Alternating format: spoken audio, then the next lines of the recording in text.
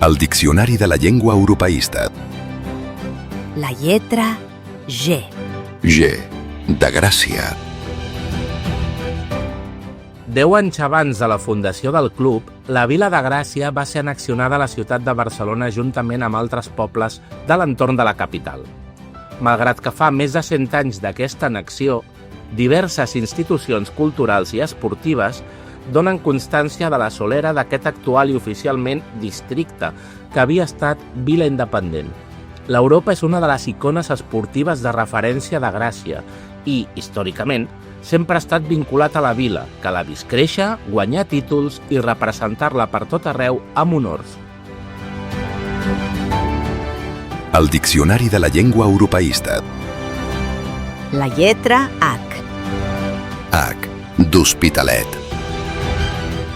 17 de juny de 1997. Estadi municipal de l'Hospitalet. Final de la Copa Catalunya. Club Esportiu Europa, Futbol Club Barcelona. Resultat: 3-1. Victòria contundent contra un Barça ple d'internacionals. Deliri en l'afició gracienca i primera Copa Catalunya a la vitrina.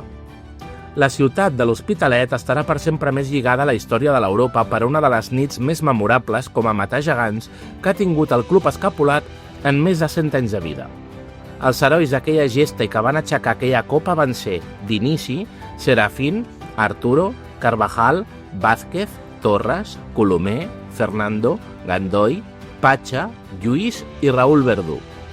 També van participar a la segona meitat, dos d'ells amb força incidència en el marcador final, Sergio, Badia, Pablo, Amorós i Diego. L'Europa té molts protagonistes i moments importants en la seva centenària història. Podeu descobrir altres noms propis de l'europeisme al lloc web del grup d'història Ramon Vergés. Connecteu amb ghb.cat.